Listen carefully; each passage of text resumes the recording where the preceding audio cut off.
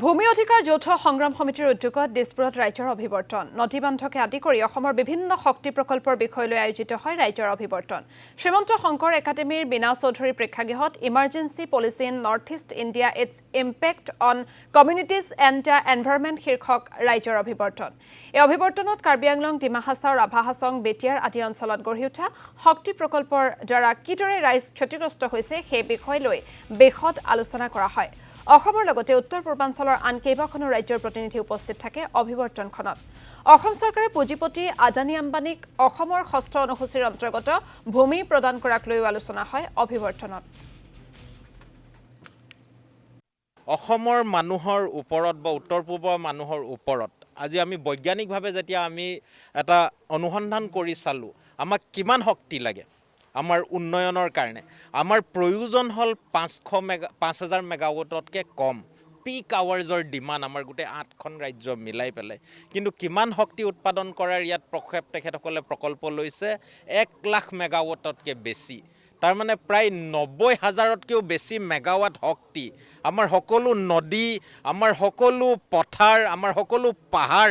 ধ্বংস কৰি কাৰ কাৰণে মোদী চৰকাৰে উৎপাদন কৰিছে কেৱল আদানী আম্বানীৰ কাৰণে আমাৰ অসম তথা উত্তৰ পূৰ্বৰ সকলো জনজাতীয় মানুহক সকলো খেতি কৰি খোৱা মানুহক উৎসৰ্গা কৰিবলৈ অধিকাৰ কোনে দিলে আৰু আজি আমি সেইকাৰণে ইয়াত সকলোৱে একত্ৰিত হয় আমি সুধিব বিচাৰিছোঁ যে সংবিধান বোলা কিবা বস্তু এখন এই ভাৰতবৰ্ষত এতিয়াও বাছি আছে নাই 6 শেডিউলৰ অঞ্চলৰ 6 শেডিউল অঞ্চলৰ মানুহৰ কথা আপোনালোকে শুনিছে যে তাত ন্যূনতম 6 শেডিউলৰ আইনৰ যিসমূহ আধাৰ আছে সেইসমূহ আজি নষ্ট কৰি শেষ কৰিছে অৰুণাচল ইষ্টাৰ্ণ হিমালয়াছ গোটেই পৃথিৱীয়ে জানে অৰুণাচলত যদি 60,000 মেগাৱাট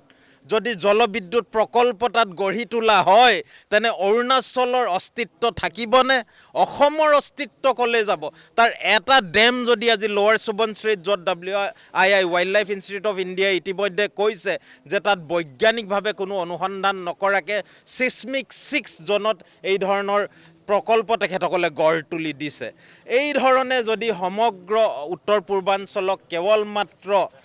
কিছুমান কোম্পানীৰ মুনাফাৰ কাৰণে সম্পূৰ্ণৰূপে ধ্বংস কৰি দিয়া হয় তেনে আমাৰ মানুহবোৰ আমি কলেই যাম আৰু সেইকাৰণে আজি সমগ্ৰ 8খনি ৰাজ্যৰে আমি জনগণ আজি একত্ৰিত হয় আজি আমি কিছুমান সিদ্ধান্ত